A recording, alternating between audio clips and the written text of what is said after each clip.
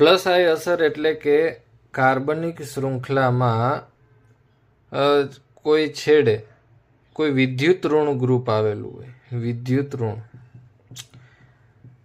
તો એ કાર્બનિક શૃંખલાના બંધકારક ઇલેક્ટ્રોનને પોતાની તરફ ખેંચી રાખવાની જે વૃત્તિ ધરાવે છે એને પ્લસ આઈ અસર કહેવાય. હવે આપણને 4 ગ્રુપ આવેલા છે અને 4 ગ્રુપમાં ધારો કે CH2 ગ્રુપ છે એ અહીંયા વિદ્યુત ઋણ શૃંખલાની જગ્યાએ આપણે જોડીએ તો એમાં કાર્બન પોતે ઋણ વીજભાર ધરાવે છે અને કાર્બન પોતે ઋણ વીજભાર ધરાવતો હોવાથી એની પ્લસ આઈ અસર એ સૌથી વધારે હશે. એટલે સૌથી પહેલાં હું લખીશ CH2-,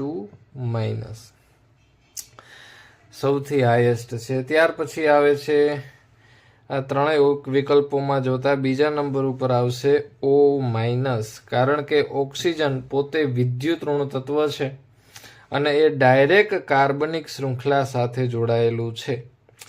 ત્રીજા નંબર ઉપર આવશે COO-, તેમાં પણ આપણને ઓક્સિજન માઇનસ જે જોવા મળે છે, પણ અહીંયા ડાયરેક્ટ ઓક્સિજન છે એ કાર્બનિક શૃંખલા સાથે જોડાયેલો નથી, પણ એ પ્લસ ડેલ્ટા ધરાવતા કાર્બન સાથે જોડાયેલું છે, એટલે ત્રીજા નંબરે આવશે. અને ચોથા નંબર ઉપર આવશે કે જેની ઉપર એક પણ ઋણ વીજભાર નથી એવું બીજા નંબરનું આ ગ્રુપ, એ પણ ઇલેક્ટ્રોન દાતા સમૂહ ધરાવે છે, એટલે કે આલ્કાઇલ સમૂહ ધરાવે છે. એક કાર્બન સાથે બીજા 3 કાર્બન જોડાયેલા છે.